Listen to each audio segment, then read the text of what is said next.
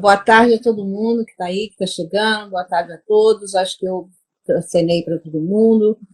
Mulheres na Sexta hoje começa às 18 horas, nosso horário normal, né? E hoje conversa aí com Ellen Rosa, responsável aí pela equipe feminina do Instituto Mangueira do Futuro, e aí ela vai contar uma história pra gente dela, do Instituto Mangueira, que é um trabalho maravilhoso, lindo, que já colocou muitas meninas na seleção brasileira, e agora tem cara pela frente esse novo campeonato, Sub-23, com várias meninas entrando.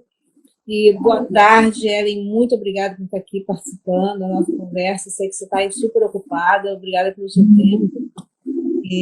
Eu que agradeço. É sempre bom falar de basquete feminino e acho que você está sendo uma referência para buscar essa história do feminino. Isso estava precisando, estava fazendo falta. Eu já venho acompanhando Mulheres à Sexta, vi já o filme, indico para todo mundo. Tudo que tem de matéria a respeito do basquete feminino a gente indica, porque tem que ser falado, não pode ser esquecido de jeito nenhum. Exatamente, muito obrigada, muito obrigada. Eu vou começar a nossa live pedindo para você contar um pouco da sua história, porque o que a gente pesquisou aí é bem pouquinho e, e você tem uma história incrível, né? Então, assim, contar um pouquinho da sua história e dizer para a gente hoje, assim, quais são as suas responsabilidades aí como treinadora. Não, claro. Vou dar uma resumida, né? Que é grande negócio. Mas, assim, à vontade, porque como a sua história é muito rica, e, assim, as nossas lives, elas são mesmo para documentar a história das pessoas, né? E a história das pessoas que têm feito um trabalho significativo no basquetebol feminino, que têm feito um trabalho significativo para o esporte brasileiro. Então, assim, você tem o tempo todo que você tiver, né, para contar para a gente aí. Então, Cláudia, eu comecei num projeto na Zona Oeste aqui do Rio de Janeiro. Eu sou do mesmo projeto da onde a Clarissa dos Santos surgiu, que foi num projeto onde o professor Birabello era o coordenador na época, no Miésimo da Silva. E eu fui indicada para jogar num clube daqui do Rio mesmo, no Grajaú. E do Grajaú eu fui para Mangueira. E aí na Mangueira eu joguei até juvenil, né, mais ou menos. Vi que, eu sempre falo isso com as atletas, que eu era uma atleta voluntariosa. Eu estava ali para ajudar todo mundo e estava disposta a fazer o que o técnico estava pedindo. E daí eu vi que eu tinha aquela expectativa de me tornar professora. Fiz educação física, né, já estava terminando já o basquete, com 17 anos, comecei educação física, e logo depois eu comecei a trabalhar na Mangueira, trabalhei no Fluminense com o Guilherme Voz, né, que também tem uma história muito legal dentro do basquete feminino, trabalhei com muita gente dentro do basquete feminino ao longo desses anos, e eu voltei para Mangueira para ser professora. Então, assim, a minha história dentro do basquete, dando uma resumida, eu voltei para o lugar onde eu terminei de jogar e eu estou retribuindo, né, o que o basquete sempre me proporcionou, eu estou tentando devolver isso para ele, né. Às vezes pode parecer um pouco clichê, né, que as pessoas falem isso, mas o esporte é tão fantástico, o basquete para a minha vida transformou tanto que eu tenho que devolver pelo menos um pouco do que ele movimentou na minha vida, sabe? Então, eu falo sempre para as meninas que a importância que o basquete teve na minha vida é a importância que eu acho que elas têm que ter na vida delas. E o basquete feminino, de uns anos para cá, a gente sabe que é uma modalidade, é um gênero que as pessoas às vezes estavam deixando um pouco de lado, nem todo mundo tem essa facilidade para trabalhar com o feminino, e eu continuo, estou aí. Então, desde então, já tem... Eu vou pedir para você falar um pouquinho aí do que esse basquete trouxe para você. Você pode escolher um exemplo, uma coisa, mas fala um pouquinho aí do que trouxe para você, porque é muito legal essa história. Cláudio, o basquete me trouxe pessoas incríveis para trabalhar. Assim, ele me fez criasse um vínculo de amizade que eu acho que se eu tivesse em qualquer outra modalidade, eu não sei se teria. Então, as pessoas com quem eu trabalhei, as pessoas com quem eu trabalho até hoje, o elo de amizade que a gente criou, eu acho que foi o primordial. Além das atletas, assim, acho que é eu tenho orgulho de falar isso, das atletas que a gente formou, não foi só a Ellen, foi o Guilherme, foi o Ivan, o Augustinho, o Samuel, todos que trabalharam no Instituto Mangueira, e aí acho que esse foi a satisfação assim, que eu tenho do que o basquete me proporcionou e o que eu tento devolver para ele, né? Sim. De retribuir essa amizade, as coisas fantásticas não só da amizade, mas também de viagens, de parcerias. É incrível. A Giovana está aí falando, né? Se todos fossem assim, devolver parte do que recebeu, seja experiência, projeto, ia ser bem interessante, né? Mas assim, você decide que vai fazer educação física, aí você entra para Mangueira. Você estava no Fluminense, né? Você teve que fazer uma decisão para ir para Mangueira ou foi uma coisa assim que aconteceu? Infelizmente o projeto do Fluminense com o feminino tinha acabado. Uhum. Nós recebemos a proposta lá da Mangueira e voltamos para Mangueira. Eu voltei para Mangueira, né? Uhum. Acabei voltando para Mangueira como treinadora. Tá. E agora fala um pouquinho para mim do Instituto Mangueira do Futuro. Cláudio, o projeto Instituto Mangueira do Futuro, ele tem há 31 anos, ele aborda todas as modalidades que você puder imaginar, levantamento de peso, futsal, futebol de campo, atletismo, basquete feminino, handball, natação, hidroginástica, ginástica, eu estou falando só algumas, tá? Tem muitas modalidades. E o basquete feminino tem a sua tradição aí, já tem aproximadamente 27 anos, 25 anos, onde eu fui atleta da Mangueira, tive a oportunidade de ser atleta da Mangueira, joguei com a Érica na Mangueira, Érica Souza, tive a oportunidade de jogar com ela, foi um pouco de tempo, mas tive a oportunidade de jogar com ela, e daí a gente começou a revelar algumas atletas, né, da Rafa Monteiro, Isabela Ramona, hoje a Tainá Silva, que está aí sendo um destaque no time da LSB. Exatamente, eu ia falar para você mais tarde dela. E aí tem inúmeras atletas que estão jogando e um pouquinho da história, assim, a história de não só do basquete, mas também como do atletismo, e também tem nomes que estão nas Olimpíadas de Tóquio. Pessoal de handball, né? Uma das centrais do handball também foi nossa atleta. Então, assim, não é só o basquete, né? É o projeto todo que fomenta tudo. Fomenta a melhora, né, do adolescente utilizando a ferramenta esporte. Sim. E esse instituto foi criado há 31 anos. Sim. E quem criou o instituto? Esse instituto foi uma ideia de dois personagens que eram da escola de samba, né, que era o Reginaldo Santiana e o Carlos Dória. Eles criaram o projeto e o Chiquinho, né, que hoje é o deputado estadual, deu seguimento a isso e a gente está seguindo até hoje.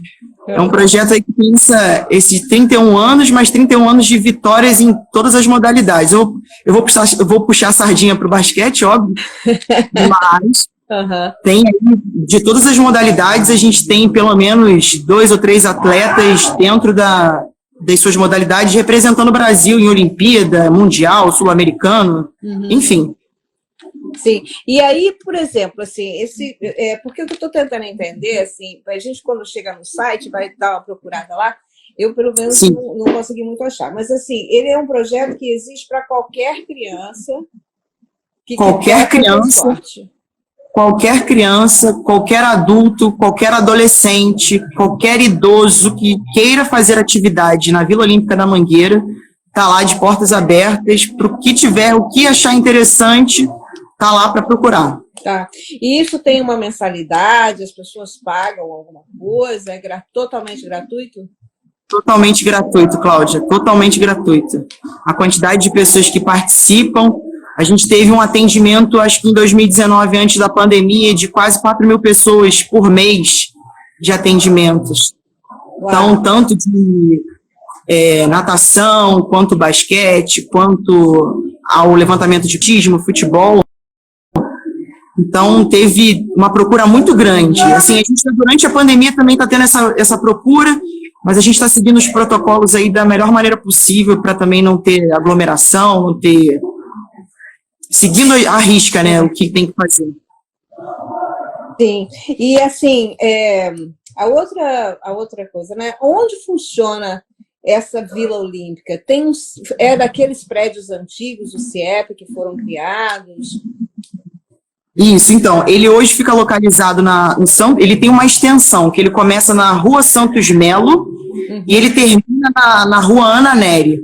Então, ele passa por dentro do CIEP que você está citando, né, que é um CIEP conhecido aqui no Rio de Janeiro como Brizolão, que antigamente era um estudo integrado, né, que era o dia inteiro, e hoje não funciona mais dessa forma.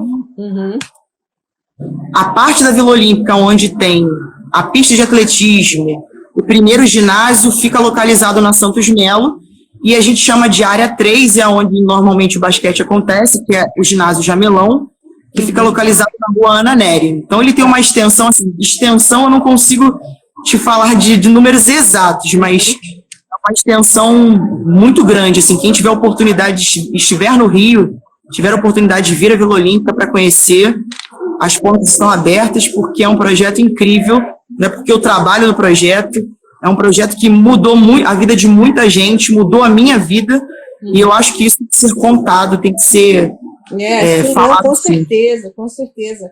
E assim, quando você... Porque assim, o que seria muito legal é você falar assim, como que esse instituto mudou a sua vida? Assim, quando eu tomei a decisão de ser professora. Sim. Eu tomei a decisão de ser professora e eu falei assim, caramba, é isso que eu quero. Eu já tinha um outro olhar para a minha modalidade, que é o basquete. Sim. Então eu vi que dentro do instituto eu teria essa oportunidade de virar a chave, de sair de atleta para me tornar professora. Sim. E aí eu vi que aquilo dali mudou a minha vida em todos os sentidos. Uma pessoa que era totalmente tímida, que não falava nada, que ficava no seu canto. Eu comecei a me socializar de uma melhor maneira, só depois que eu me tornei professora. Isso fique claro. Quando eu era atleta, eu era aquela atletazinha quietinha, que só fazia o que o técnico, né, mandava e não tinha muitas opiniões. Eu comecei a ter opiniões de algumas coisas depois, quando a gente vai ficando mais velha. E aí eu entendi que quando eu saio dessa fase de atleta para professora, é um momento que o Instituto me dá a oportunidade para virar essa chave. Sim, e agora, isso é muito legal, porque assim, a gente vê assim, que as pessoas entram nos institutos, ou entram nos projetos, né? Como eu conversei com a Lei, que você deve ter visto a live dela, né? Quando ela entrou para o projeto Vencer, do Rafael e tal, como que isso mudou a vida dela, e ela também agora está, né, devolvendo para o basquete o que o basquete deu a ela, ou seja, devolvendo para Vencer o que a Vencer deu para ela, né? E a gente, quando lê sobre o Instituto Mangueira do Futuro, a gente vê as crianças, né, as pessoas assistindo os jogos. É uma coisa assim, que é uma iniciativa comunitária muito forte, né? Sim. E isso é sustentado, né, pela própria comunidade do Mangueira, não é isso? A gente tem hoje alguns patrocínios de lei de incentivo. Tá. Então, a gente não tem vínculo hoje nenhum com a prefeitura. A gente tinha um vínculo com a prefeitura e tem um vínculo com o governo do estado, mas não é a única Vila Olímpica no Rio de Janeiro que não tem esse vínculo direto nem com a prefeitura nem com o estado. São alguns projetos dentro do instituto que tem essa questão da lei do incentivo ao esporte. Sim. Cada modalidade ou a cada 3 modalidades tem esse incentivo através da lei do esporte, de incentivo ao esporte. Tá. Tem um comentário aqui que eu vou trazer agora, antes de fazer as próximas perguntas para você. Mas é da Vânia, e ela diz o seguinte, a Vânia Moraes Dias, ela diz assim, olha, ela não consegue ver a luz no fim do túnel para o basquete feminino ou masculino. A era foi da Hortência, Paulo e nunca mais. Mas, assim, eu não concordo muito com ela quando eu vejo o projeto Instituto Mangueira do Futuro, entendeu? Porque vocês revelaram muitas pessoas, né? A gente pode dizer a partir da Érica, mas vocês revelaram muitos atletas. O que falta? Falta uma visibilidade maior para esses atletas que saem desses programas sociais Porque a gente vê, assim, atletas de muita categoria, né? E teve um impacto aí na Olimpíada do Rio também, que é um comentário da Cleide também, que a gente pode conversar um pouco sobre isso. Então, eu também não concordo que não tenha uma luz no fim do túnel. Eu acho que tem sim. A gente tem hoje atletas com muita qualidade. O que, infelizmente, está pecando, não só com o masculino, como com o feminino, é a quantidade de jogos, é a quantidade de projetos parecidos ou, né, semelhantes ao nosso, permanecer, porque é difícil manter um projeto, não é fácil. A gente acha que é uma coisa fácil, não é. Então, assim, eu vejo qualidade, sim, tanto de profissionais quanto de atletas, e eu acho que esse projeto, assim, de pós-Rio 2016, né, o que houve de impacto, até complementando o que acho que a Cleide falou, se teve, sim, a busca da modalidade.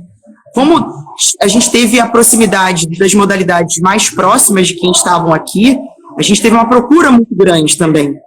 Mas aí aquela procura, às vezes, também poderia ser um pouco de modismo, mas a gente conseguiu, né, segurar um pouco dessas atletas aqui ainda. A gente tem meninas que foram reveladas em 2016, que já estão jogando, que hoje estão jogando, que foram convocadas para uma seleção sub-16 agora, que foram nossas atletas, hoje estão jogando em outros clubes, e que, infelizmente, o que falta para o feminino é a quantidade de jogos, é a quantidade de outras equipes tentando fazer a mesma coisa. Então, eu acho que não vejo como uma luz no fim do túnel. Eu vejo até com uma esperança, sabe, do que a proposta do que vem acontecendo, até mesmo do Neto, né, de estar proporcionando a capacitação dos treinadores, de tentar seguir uma mesma linha. Então, eu vejo isso como uma esperança, sim. E você, por exemplo, assim, você diria que o Instituto Mangueira do Futuro tem um projeto voltado à preparação de novos atletas?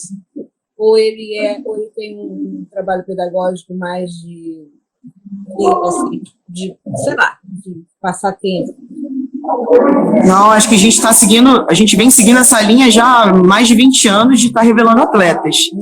A gente vem nesse sentido, a gente tem tanto do âmbito, né, que a gente chama de alto rendimento, né, mas que é o competitivo. A gente tem sim, assim, o nosso projeto é sim para revelar atletas. A gente sabe que não vão ser todos que vão sair dali para se tornarem grandes atletas, mas que consigam utilizar o esporte como meio de alguma coisa, de conquistar uma bolsa de estudo, ou de estar conseguindo, né, através do esporte, um pouco mais de disciplina, comprometimento. Então, acho que abrange um pouco dos dois. Sim. Existe um trabalho, Ellen, assim, que você segue, que todos os treinadores seguem, ou cada um faz o seu próprio trabalho? Você fala no Instituto Mangueira ou você fala de uma maneira geral? No Instituto Mangueira. Hoje no Instituto Mangueira a gente tem uma linha, sim, de trabalho. Né? A gente teve um momento que o atleta ele não é só do basquete, ele é o atleta da Mangueira. Então ele tem a vivência das outras modalidades. Era até legal deixar isso claro, a menina que faz o basquete, ela tem a vivência no levantamento de peso, ela tem a vivência no atletismo, ela tem a vivência na GR, e aí ela tem a opção de continuar na sua modalidade. Então todos os outros esportes fazem a mesma coisa. Só que quando a gente vai para a questão competitiva, então a gente não consegue, né, abranger um pouco dessa vivência das outras modalidades. Então ela acaba focando só na própria modalidade. Mas até mais ou menos os seus 13 anos, a gente deixa a criança à vontade. Ela pode fazer o que ela quiser, da forma que ela quiser, e aí ela lá na frente ela escolhe. A gente e assim, é legal deixar isso claro, porque hoje todo o time da LSB, ou boa parte dele, foi nosso e seguiu dessa mesma forma, utilizando essa pedagogia de estar vivenciando todas as modalidades, né? E no final, quando está chegando ali entre os 15 e 16 anos, de optar, essa é a minha modalidade, é isso que eu quero, é isso que eu vou focar agora. Então a gente continua assim. Nossa, que beleza, né? E qual a idade do mais jovem? Qual que é a criança mais jovem que o Instituto aceita? Hoje a gente tem a mais jovem com 6 anos. Bonitinho. Do basquete. Olha só. 6 anos. E assim, ela tá ali e ela consegue cativar as outras crianças e além das mais velhas, que eu acho que isso que é o legal, né? Das mais velhas estarem, e ela tá usando as mais velhas como um exemplo também de meninas que, olha, eu quero chegar lá, eu quero fazer isso, eu quero ser igual a ela, e assim, é uma fofura. Não dá vontade de largar. E quantas crianças hoje, você diria isso? Você pode colocar de 6 a 18 anos? Quantas pessoas estão no Instituto? Do Instituto de todas as modalidades, a gente tem aproximadamente quase 3.500 crianças, entre essa idade que você falou, essa faixa etária. Entre 6 e 18, muito legal. Agora vamos focar no feminino aí. Como é que funciona a equipe do feminino? Você tem um trabalho de base com crianças menores? Qual a idade delas? E quais são as divisões que vocês fazem aí? Isso, assim, a gente hoje aqui na Mangueira só tem eu e o Paulo trabalhando hoje. O Paulo, acho que ele está aí na live. Já mandou coraçãozinho para você, mandou um monte de coisinha para você aí. É o braço direito, esquerdo, é tudo lá. A gente divide por categorias, sim. Né? A gente tem a iniciação, que a gente chama de escolinha. Tem a categoria sub-13, 14, 15, 16, 17, 18, 19. Hoje a gente tem até o sub-19 e a gente tenta dividir aí entre eu e ele. Ele fica até o 16, eu fico do 17 para cima, né, para colocar um pouco mais de vivência com as meninas também, de jogo. Ele tem essa qualidade aí com essa idade também, é um profissional incrível. Mas antigamente a gente tinha um técnico por categoria. Agora, infelizmente, a gente não tem mais isso. E como é que a pandemia afetou o Instituto? Olha, Cláudio, pode parecer até doideira isso que eu vou falar, porque assim, afetou no primeiro momento, mas quando a gente teve a primeira chance de voltar de maneira presencial, a gente praticamente lotou todas as turmas. Lotou todas as turmas. Assim, não teve uma perda considerável? Não, a gente não teve uma perda, assim, não. A gente teve um acompanhamento de algumas meninas, sim, nesse primeiro momento, nos primeiros 7 meses do ano passado, com as atletas, de estar acompanhando elas através de reuniões, de aplicativos, e a gente estava tentando manter um pouco, pelo menos, de condicionamento delas, porque a questão técnica não daria para aprimorar, porque nem todas têm bola ou espaço para que pudessem estar fazendo isso. E aí a gente conseguiu controlar um pouco disso, e no finalzinho de setembro a gente voltou de maneira presencial, e foi assim, absurdo, muita coisa, mas muita gente. E uma procura que a gente achou muito diferente dos outros anos foi da procura do basquete feminino. E isso que nos deixou muito felizes, assim, tanto eu quanto o Paulo, o Samuel, e todo mundo, das pessoas da própria comunidade, pessoas de outros bairros ao redor, procurando a gente para fazer. Eu acho que isso foi bem legal, assim, foi um resultado positivo. Em meio à pandemia, foi um resultado positivo. Sim. E agora vamos lá para o 3x3. Se você tá responsável pelas equipes também que não são 3x3? Não, só pelos 3x3. Só pelos 3x3. Então vamos conversar sobre o 3x3. Vamos. Como é que você descobriu a modalidade? Como é que você conseguiu as crianças para poder praticar? Porque teve uma resistência no Brasil, né? Sim. Ainda tem uma resistência bem forte aí com o 3x3 e tal. Mas vamos as pessoas ainda associam muito a questão do basquete de rua, né? Mas assim, tem uma coisa assim que, só para introduzir na sua conversa, eu estava conversando bastante com a Heleninha, que foi técnica da seleção, que assim, foi assistente técnica, né, da Maria Helena na seleção, e foi técnica do juvenil muitos anos e tal. Sim. E o 3x3 é um excelente esporte, e assim, além disso, era uma das técnicas, ou uma das táticas que os técnicos trouxeram para treinar fundamento. Sim. Exatamente, eu ia chegar até nesse ponto. Eu brinco muito com quem pergunta sobre o 3x3, que eu falo que é uma ferramenta para melhorar o nosso 5. Porque a quantidade de vezes que a criança, o adolescente, ele tem um contato com a bola, você consegue atrair ele para aquele jogo, para o basquete, né? Então, eu acho que é uma ferramenta incrível, assim, motivacional de qualquer criança. Não tem aquela criança que, eu sou baixinho e o outro é muito grande, o outro é gordinho e não pode participar. Eu acho que ele é uma modalidade democrática. Então, eu entendo como o 3x3 é uma ferramenta, sim, para melhorar o nosso basquete, de uma maneira geral, né, de fundamentos, porque hoje, se você não tiver o domínio do fundamento, que seja básico, você não consegue ficar dentro da modalidade, né, e o dinamismo que a própria modalidade tem, você acaba não se criando, né, a gente fala que acaba não se criando dentro do esporte. Então, o 3x3 hoje a minha responsabilidade é o feminino, sub-17, sub-18, e a gente está tentando aí fazer um trabalho, né, a longo prazo de estar colocando isso na cabeça das pessoas de clube, dos próprios projetos, utilizando isso como uma ferramenta no treino. Mas precisa ter um treino específico do 3x3? Pode ter, mas você pode usar isso como uma ferramenta dentro do seu treino do 5, sem problema nenhum. Você pode dividir a sua quadra em 8 pedaços aí, em 8 quadrantes e conseguir colocar todo mundo para fazer. Mas eu não tenho tabela. Você pode colocar um bambolê amarrado em qualquer lugar e entender que isso também pode ser uma ferramenta de melhora, sabe? E eu vejo dessa forma. A gente vem conversando com toda a comissão de entender que o 3x3 hoje é uma ferramenta, sim, para melhora do 5. Eu entendo dessa forma. Posso estar aqui falando a maior besteira do mundo, mas é o que eu acredito. Eu acredito que é dessa forma que a gente vai conseguir melhorar. A gente sabe que hoje o basquete 5 contra 5, né, a velocidade que o jogo hoje está predominando no jogo, né, a gente sabe que se não tiver o controle de fundamento, não tiver o domínio do fundamento, tá ficando para trás. Acho que o condicionamento físico também. Então, assim, o 3x3 abrange todos esses tópicos.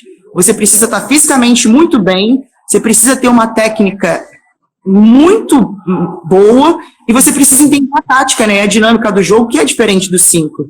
Né, a regra de ter o tempo de 12 segundos, a questão das faltas individuais, que não tem limite de faltas, e aí assim vai. Mas eu acho que a gente pode usar assim, a ferramenta do 3x3 sim para alavancar aí um pouco no nosso basquete. E como é que foi seu encontro com o 3x3, assim? Como é que você descobriu? O 3x3 eu conheci como, né, todo mundo tem esse pouco de preconceito, como basquete de rua. Né, eu vivenciei jogando, quem não já jogou 3x3 na praça, perto de casa? Ou no seu clube, 3x3, enquanto o treino não começava, fazia o 3x3 para começar. E aí, quando o esporte começou a se tornar visível como uma modalidade, eu tive a oportunidade de participar de um Mundial em 2013, onde a Mangueira, né, conquistou a vaga no Brasileiro para viajar para o Mundial Sub-18. Então, ali já foi o meu primeiro passo, né? Antes de estar vivenciando isso como atleta, mas como técnica, o meu primeiro passo foi viajar um Mundial para a Indonésia em 2013, onde a gente ficou em 14º lugar, foi até uma classificação bem legal, né? Para quem não tinha noção do que estava acontecendo, o 3x3 estava chegando de maneira mais forte no Brasil. Antes teve o Mundial Jogos da Juventude, onde a gente ficou em 6º lugar com o Guilherme Voz, onde a Ramona jogou, Joyce Coelho, a Érica Leite, tinha uma outra menina que jogava em Guarulhos, agora eu não vou lembrar o nome dela, que ficaram em 6º lugar. E assim, eu conheci junto porque o Guilherme era o coordenador na época do projeto, Guilherme Voz, e aí a gente começou a ter o contato, eu comecei a estudar, entender um pouco mais, já, né, e tive a vivência logo em seguida de estar viajando para um Mundial. E aí, você pegou as primeiras equipes para treinar o 3x3, e você pode dizer dessas jogadoras que você tem treinado, desde quando você pegou, quais são as revelações que você vê aí para essa nova temporada de 3x3 que vai acontecer? Tem algumas, assim, hoje tem algumas. Hoje a gente tem algumas meninas que estão jogando aqui na Mangueira, a gente tem a Vitória Carvalho, a Brenda Bleidão, que são da idade, né, de 18. A gente teve algumas que vivenciaram. Hoje a Letícia Cristina, né, que está jogando no Ituano, a Maiara Cristina, que está jogando na LSB, a Mari Dias, que joga no Ituano, Nossa, a gente tem algumas meninas aí que já vivenciaram 3x3 e estão jogando em alto nível agora da LBF. Exatamente. E como que você vê essa participação, por exemplo? Você tem uma ideia, assim, para as próximas Olimpíadas? Olha, que o Instituto Mangueira vai revelar aí pelo menos umas 2 ou 3 para ele. Ó, Cláudia, a gente tá trabalhando para que tenha mais, entendeu? Não, mas sem brincadeira, a gente trabalha para isso, para ter outras meninas que sejam reveladas sim, que estejam tanto no 5 contra 5 quanto no 3x3. A gente acredita que em 2024 a gente tenha mais meninas do Instituto Mangueira, sim, representando as nossas seleções, tanto do 5 contra 5 quanto do 3x3. Eu acho que a gente está num caminho que a gente sempre seguiu, né, de fomentar desde a base, né, de fortalecer essa base, que é isso que é o importante, não é focar somente no adulto, a gente começar lá desde a iniciação, de colocar essas crianças para entender e de gostarem de basquete, que eu acho que se a gente conseguir fazer com que elas gostem metade de 50% gostar do basquete, o resto vem de maneira natural. Então, eu acho que esse trabalho vem sendo bem feito já há algum tempo. Eu sinto muito orgulhosa em fazer parte desse processo, que hoje a gente tem N pessoas aí jogando 5 contra 5, jogando fora do país, né, jogando aqui dentro do Brasil, e que saíram do Instituto Mangueira e, pô, isso é incrível. Isso é incrível mesmo. E agora sim, esse trabalho de fortalecimento de base é muito interessante, porque você fortalece a base, fortalece o fundamento. Existe algum trabalho que vocês fazem, por exemplo, de levar as meninas mais jovens para jogarem com as meninas mais velhas, ou como time principal? Sim, a gente sempre tenta fazer esse link, sim. E o mais legal é das meninas que não estão hoje mais dentro do Instituto, que foram reveladas pela gente, e, pô, eu acho que essa ideia, elas voltam e conversam com as meninas. A gente teve um momento aí depois do Pan-Americano, a Rafaela Monteiro treinou com a gente, e ela fez questão de ir lá conversar com as meninas, conversou com todas, e tanto ela, quanto a Clarissa, quanto a Érica, a própria Isabela Ramona, elas sempre voltam para conversar com as meninas e dar um panorama do que aconteceu, do que é possível, do que elas podem alcançar. Então, acho que esse recado que elas voltam para lá para entender que nada é impossível, eu acho que esse link acontece e cai muito bem. Aí elas jogam com as meninas. Jogam. Quando vem, jogam. Batem bola, querem treinar fundamento junto, e aí as meninas, às vezes, ao invés de treinar, ficam olhando para elas, mas querem tirar foto. É normal, mas elas treinam junto. É muito normal, e ontem eu estava até falando, porque eu faço parte do Grupo Mulheres do Brasil, né, que é um grupo da Luísa Trajano, e a gente faz parte do Comitê Esporte. E a gente estava falando sobre a importância do ídolo. Eu não sei se você conseguiu ver um vídeo que saiu. Não, ainda não consegui. Depois eu mando para você. Mas é um vídeo bem bonito, assim, que dos ídolos esportivos, quando eles dão, né, um tênis para uma criança, eles dão um autógrafo, eles dão uma bola, né? E como que isso modifica a vida das crianças, assim, né? A gente até estava falando, se o ídolo soubesse o quanto que um sorriso pode modificar a vida de um fã, né? Acho que eles sorririam mais, beijariam mais, abraçariam mais as crianças, né? O LeBron James tem uma história que diz o seguinte, né? Que ele sempre foi tido muito como uma pessoa que não é muito simpática e tal, né? E aí ele falou assim, olha, eu mudei muito a minha maneira de ser, né? O dia que um menino que eu tinha, assim, falando no ombro dele e falei, continua jogando, né? Quando ele jogou, né, no juvenil contra mim. E ele olhou para mim e falou assim, eu não posso marcar você, eu devo muito respeito, porque você que me fez estar aqui, né? Então, é uma responsabilidade muito grande, né? E isso é muito legal, que as meninas vão aí e façam isso. Agora... Não, elas fazem de coração aberto e conversam, e o legal que você citou, às vezes não precisa nem ser só uma palavra, né? Um gesto que for, pode mudar a vida de qualquer menina dessa, sabe? Eu tive a oportunidade de conhecer, né, eu fiz uma especialização no Comitê Olímpico, onde eu tive a oportunidade de conhecer a Alessandra Oliveira, que é campeã mundial, e hoje a Alessandra é minha amiga, eu falo isso pra todo mundo, gente, eu sou amiga de uma campeã mundial, cara. Você tem noção disso? A gente troca mensagem todo dia, eu brinco com isso, as pessoas ficam até rindo, falam assim, Ellen, para com isso. E no dia que ela foi na Deu uma travadinha aí. Mas ela tá aqui para dar uma palavra para você. Você não tem noção. Assim, as meninas hoje estavam perguntando, né? Eu saí do treino e falavam assim: quando que a Alessandra vai vir aqui ver a gente?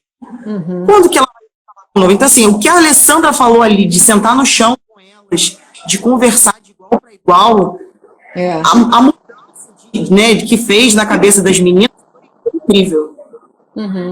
É muito incrível e é muito estimulante também, né? Assim, e esse trabalho de base que vocês fazem é um trabalho bem antigo também, porque, por exemplo, a ideia, né, é sempre você alimentar os times, né, que estão amadurecendo, né? Então você pega as crianças e as crianças é que vão continuando essas outras modalidades aí.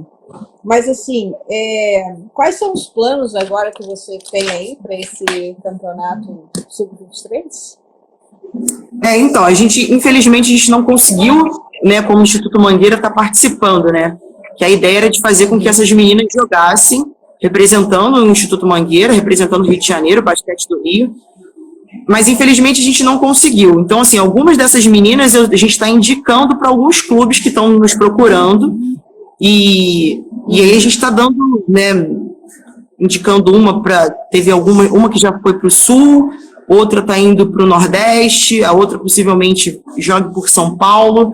Então a gente vai ter algumas meninas aí da nossa base jogando o Brasil inteiro, esse campeonato Sub-23. Agora, tem um problema, Ellen, que a maioria das pessoas com quem eu converso tem falado, né, que é o abandono, assim, que as meninas, elas começam muito bem com atividade física quando são crianças, mas aí quando chega a 12, 13 anos, elas param. Elas não querem mais saber. Isso acontece aí com vocês? Acontece muito. Acontece às vezes chegando com 15, 16 anos, como a gente tem muita menina que é da comunidade, ou tem uma família que precisa até mesmo da ajuda dela na questão financeira, ela tem que acabar largando o esporte para trabalhar e acontece isso de maneira constante. E você atribui isso mais ao trabalho ou mais assim as outras coisas? Por exemplo, não, para de jogar, vai estudar. Não, vou parar de jogar porque meu namorado não quer que eu jogue. Tem um pouquinho de cada coisa, sim. Tem um pouquinho de cada coisa. Mas, assim, o que deixa a gente bem assustada em relação ao trabalho. A questão de sair, porque às vezes abandona o estudo, que é uma cobrança que a gente faz também aqui, da questão de estar participando do projeto, é que tem que estar estudando, tem que estar apresentando aí as notas de maneira bimestral para a gente, para que a gente tenha esse controle. Agora, em função da pandemia, a gente tem um controle até um pouco melhor do que estava antes. Mas o que assusta é a questão do trabalho, né? Delas precisarem trabalhar muito cedo para estar ajudando dentro de casa, que às vezes a sua mãe ou o seu pai não tem como estar ajudando e ela entra na situação de estar ajudando também. Ou às vezes está cuidando de um irmão para a mãe estar trabalhando, né? Está trocando essa função, né, de adolescente, criança, para estar vivenciando já uma fase adulta que não é o momento. Isso acontece direto. Sim. E você diria, por exemplo, que você daria uma porcentagem para esse abandono, assim, 20%, 15%? Olha, uns 20%. Uns 20%. É bem assustador, assim. Acho que 20% é um número, já uma porcentagem bem alta, mas a gente está entrando nisso. Porque às vezes a gente vê uma menina de qualidade, né, uma menina que tenha potencial, mas não consegue permanecer justamente por isso, porque tem que estar cuidando de um irmão, ou tem que estar trabalhando, ou só vai se dedicar a estudar porque a mãe não quer mais, ou porque os pais não querem, tem isso também. A gente vive hoje numa situação complicada, né? Não é só dos pais, né? Da questão também, a era digital também acaba influenciando bastante de, eu não quero porque eu tô fazendo outra coisa melhor do que estar dentro da quadra. Isso também atrapalha. Eu tô no Instagram 3 horas para conseguir mais seguidores. Agora, existe um trabalho com os pais ou não? A gente tenta orientar. Até o ano passado, a gente tinha um assistente social e a psicóloga que estava sempre acompanhando. Agora, em função da pandemia, isso deu uma brecada, mas a gente tenta de qualquer forma, assim, dentro do basquete feminino, a gente tenta controlar, tanto eu quanto o Paulo, de estar presente com os pais, de estar conversando, né, de estar sabendo qual é o problema, o que pode ajudar, de que maneira a gente pode ajudar.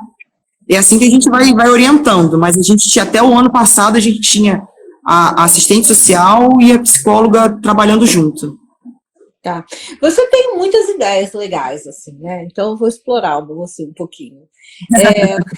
O que você acharia, por exemplo, que poderia ser feito, né, para manter essas meninas no esporte?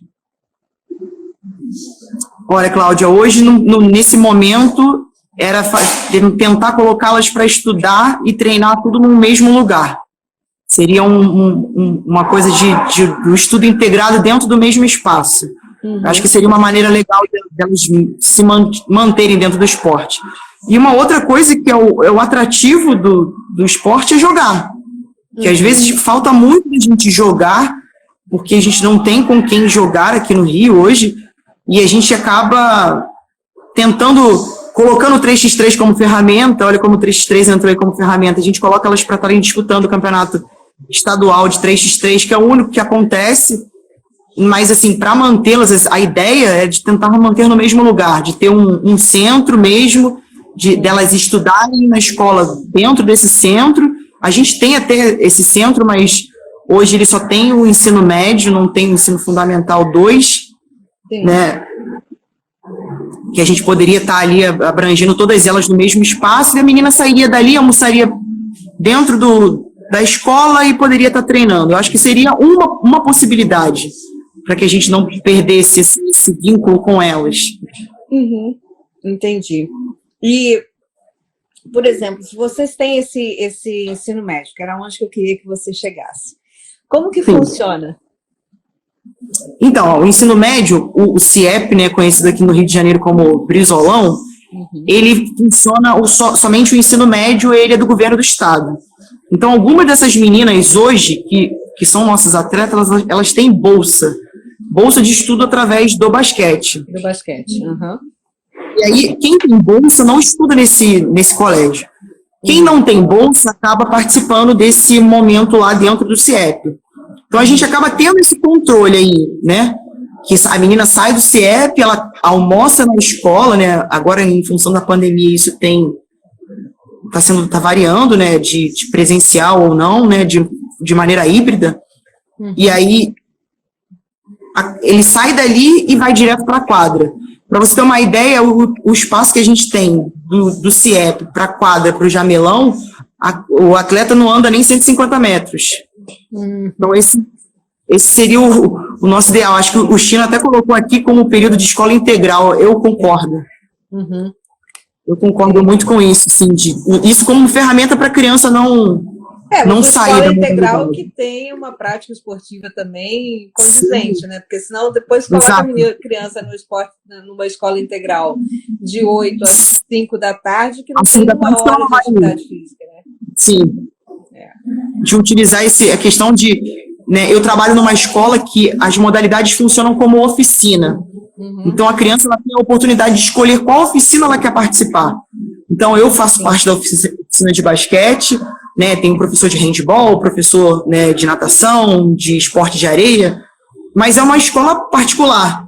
Então, assim, se a gente tivesse algo parecido na escola pública, né, porque a gente precisa ter de contraturno, que a criança tivesse o foco ali numa modalidade, né, de novo, puxando sardinha sempre para o basquete, se tivesse a oportunidade de culminar a sua fase de estudo no turno da manhã e na parte da tarde ela tivesse vivência com o basquete, a gente estaria tendo outra perspectiva para a nossa modalidade, sabe? Eu acho que a escola é o pontapé inicial para que a gente possa melhorar. Eu sempre tive isso como ideia, eu acho que isso não mudou. Vamos voltar com os jogos escolares, não? Exatamente. Exatamente. Pois é, porque essa é a grande história. A gente fala assim, que o esporte tem que voltar para a escola, mas aí você tocou numa coisa interessante, né? A criança tem que aprender a jogar, mas ela também tem que jogar, né? De quais campeonatos hoje o projeto Mangueira participa?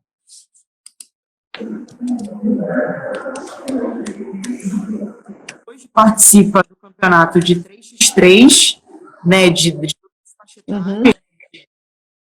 da faixa etária do sub-15 ao sub-23, e participa de torneios que a gente acaba montando, porque torneio mesmo, desde 2015 a gente não tem nada oficial. A gente acaba montando torneios, né, que a gente acaba convidando escolas, convida outros projetos para estarem participando, e aí a gente consegue manter um pouco da chama do feminino vivo. E aí, por exemplo, quantos campeonatos vocês montam assim por ano? Olha, Cláudia, a gente tenta montar pelo menos 2. Tá. Porque é um pouco da nossa realidade, assim, a gente tentar montar pelo menos 2. Tentar participar de um no primeiro semestre e no segundo semestre. E normalmente o que a gente faz? As meninas mais novas a gente coloca para disputar um torneio adulto que a gente mesmo organiza, né, junto com o apoio da própria federação, e para fazer com que elas tenham essa rodagem, tenham essa vivência. Como a gente não tem a categoria adulto, a gente coloca as meninas de 16, 17, 18, 19 e algumas de 20 para estar participando desses campeonatos adultos. Então a gente dá essa rodagem, essa bagagem de jogo para que elas, né, tenham essa vivência aí diferente do que é possível dos anos anteriores. A gente tem tentado pensar dessa forma. E hoje o Paulo é a pessoa que vem dando esse norte aí para esses torneios acontecerem de maneira frequente. Sim. E vocês enfrentam, assim, algum tipo de problema por causa da segurança ou não? Não. As pessoas até perguntam sobre isso, né? Tipo, a Vila Olímpica da Mangueira, que pode estar associada à comunidade, sem problema nenhum. A gente tem, aonde a comunidade fica não tem nada a ver com aonde a Mangueira fica. Por isso que tem tanto tempo de projeto, não se tem influência de nada de tráfico, de nada. A gente tem as crianças ali para participar e que queiram almejar alguma coisa. Isso é um ponto importante, né? Porque, assim, a comunidade Mangueira é uma das mais antigas do Rio de Janeiro, né? Sim. E uma das maiores também, né? Aí, quando você fala que o Instituto não fica onde a Mangueira fica, o que isso significa geograficamente? Geograficamente, assim, ó, a comunidade Mangueira fica de um ponto, como fosse de um lado da rua, e o Instituto Mangueira do outro. A gente fica dividido ali entre a linha do trem. Entendi. A linha do trem do ramal Belfor Roxo, Saracuruna. É só você atravessar a passarela que você está dentro da Vila Olímpica da Mangueira. Então, assim, quando as pessoas falam da Vila Olímpica da Mangueira, elas acham que é dentro da comunidade. Não, e pelo contrário, não tem nada a ver. Às vezes, o receio de levar a criança para participar de alguma coisa, mas é porque na comunidade. Não tem nada a ver. A passarela divide, a linha do trem divide, e não tem influência de nada do tráfico, de nenhuma situação ruim. Nenhum perigo para as crianças.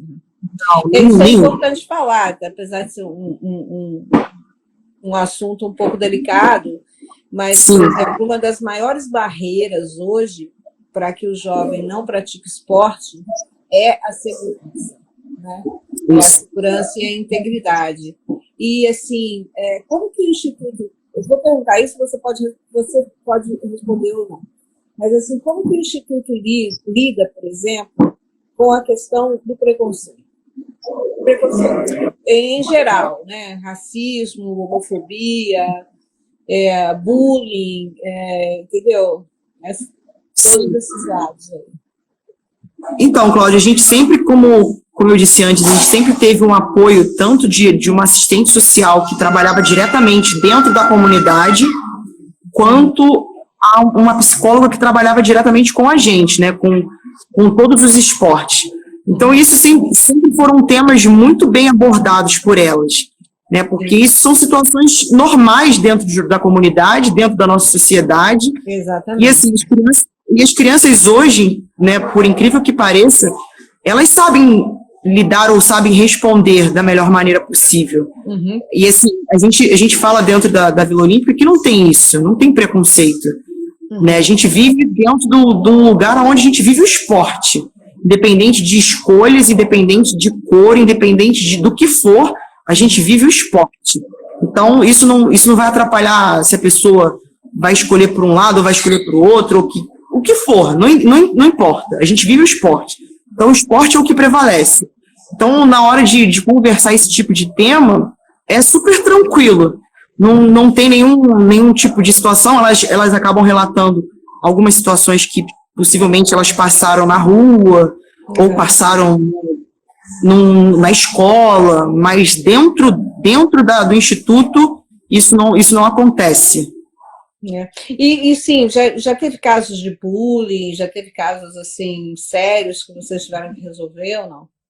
Já tivemos, já tivemos assim a ponto de ter que chamar o responsável, ter que chamar outra pessoa, de fazer uma roda para conversar, e aí um fala que não fala, aí fica aquele disse-me-disse, que é normal até do adolescente, da criança, né? Uhum. Mas a gente tenta contornar da melhor maneira possível, assim, de explicar como funciona, do que a gente, né, do que a gente acredita e do que a gente precisa. E, assim, tivemos bons resultados, sabe, com todas essas situações. Eu posso relatar que eu tive, né sofri, na época, se levar para hoje era bullying, e o esporte, né, conseguiu fazer com que eu melhorasse a minha visão sobre isso, o meu comportamento sobre isso, e hoje eu entendo que, nossa, se eu tivesse vivenciado tudo que eu vivenciei naquela época, hoje, seria muito melhor. Teria sido teria sido uma pessoa muito melhor. Mas eu sei o que aconteceu, eu sei, né, de todas as dificuldades que eu passei, de ser uma pessoa mais, né, introspectiva, né, não conseguia falar muito, e às vezes as pessoas me taxavam disso, e hoje eu consigo lidar com isso de uma maneira muito normal. Então, eu acho que se estivesse no momento de hoje, teria sido esse normal seria sido muito melhor, né? Com certeza. Olha, agora a gente tem umas perguntas aqui das pessoas.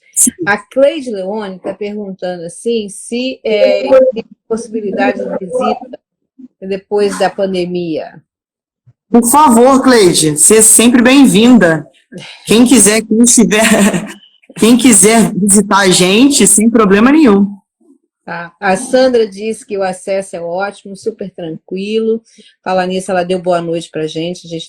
Eu não dei nem confiança para ela. Boa noite para você, Sandra. Boa noite. É que a Thalita estava conversando, eu posso ficar interrompendo meu convidado. Mas assim, boa noite para todo mundo que está aqui com a gente hoje.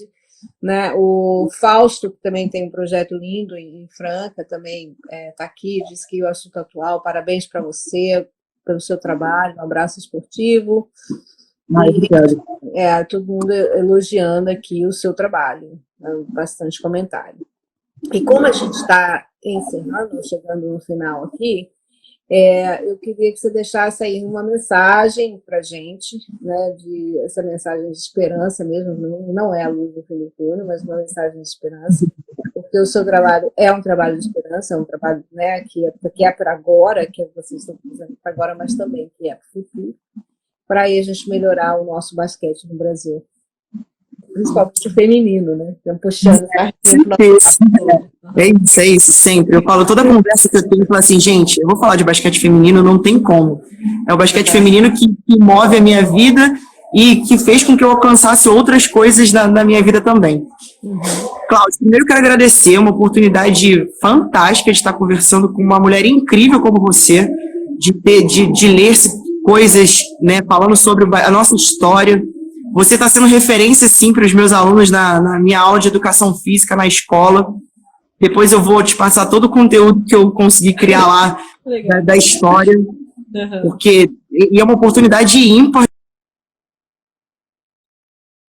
feminino, falando do que eu mais amo na vida. E a gente, assim, o recado que eu tenho é de que as pessoas que têm um projeto abracem a base, fomentem a base, que eu acho que é aí que a gente consegue ter lá na frente bons atletas, pessoas de caráter, né, de pessoas que têm um comprometimento com as suas vidas, de ter disciplina com a sua vida. Então, acho que o recado é fomentar a base de qualquer esporte, principalmente do nosso basquete feminino. Sim, nossa, muito obrigada. Eu só tenho a agradecer mesmo pelo seu tempo, pelo carinho com o qual você atendeu a gente. Né, eu fico super feliz assim, de ouvir que alguém está usando o meu trabalho com os alunos, um espetáculo. Sim, sim, isso é ótimo. Obrigada. A gente tem que falar sempre, Cláudia. Tá, eu posso falar sempre. Se você quiser também, a gente vai lá, eu falo com seus alunos também, sem problema. Que ótimo. Marcar. Eu sou super acessível, assim. Eu só faço live uma vez por semana, porque senão eu fico, né criança, trabalho, etc., consomem, né? Mas eu adoro conversar com adolescente, adoro conversar com criança, né? E assim. Tá convidada. Muito obrigada. Vamos estar convidada. Super obrigada. Eu quero muito conhecer o projeto, quando a gente for ao Brasil, eu quero muito ver vocês aí, porque é um projeto muito bonito mesmo, né? Então eu agradeço a oportunidade de conhecer um pouco do seu trabalho. É claro que o seu trabalho é muito mais abrangente do que esses 60 minutos que a gente falou aqui, né? A gente vê aí os resultados, né? A gente está vendo os resultados dos Jogos Olímpicos, né? O Brasil produz pessoas incríveis, né? Eu acho que a nossa resiliência, né, e a nossa crença num futuro melhor é que faz com que a gente continue fazendo o que a gente está fazendo, né? Sim. Eu, na memória aqui do basquete feminino, na memória de quem faz, de quem modifica a realidade das pessoas, trazendo visibilidade, né? E você aí fazendo com que a mudança ocorra. Então, eu só tenho que te agradecer muito, né? Dizer que essa live vai ficar aqui, vai ficar gravada no IGTV, depois a gente muda, né? Não muda, continua no IGTV e passa para o YouTube. Né? Tem também, tem o de dizer, tem para quem não tem tempo de ver a live, né? Pode ouvir, tem lá o nosso podcast e tem o nosso website também, que você pode acessar as lives que você quiser, da onde você quiser. Então, só tenho a agradecer. Está gratuito. São todas referências. Oi? Tudo referência para que a gente possa ver de novo. Tudo referência, isso é ótimo. Exatamente, tudo referência. E você pensa bem, você hoje está em 2021, você está falando uma coisa de fortalecimento de base, né? Isso é uma coisa que a Heleninha vem falando desde 1980, entendeu? Exatamente. Sabe, assim, o Valdir Pagan vem falando lá desde 60, entendeu? Sim. Então, a gente tem que... a Cleide está dizendo, Cláudia, faz eu viver no basquete sem pagar pedágio. Eu fico muito feliz. Isso é verdade. Muito feliz com isso.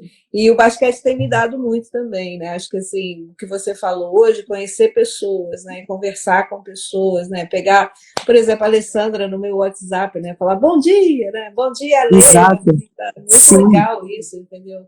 A gente tem essa oportunidade. Então, eu que agradeço. Muito obrigada. Obrigada, Cláudia. Tenha uma excelente semana. Me mande notícias, viu? Quando você for jogar, mande vídeos. Eu adoro vídeos. Pode deixar. Pode mandar, tá bom? Super abraço. Tá bom. Para todo mundo. Abraço, fique com Deus. Tchau, gente. Tchau, gente.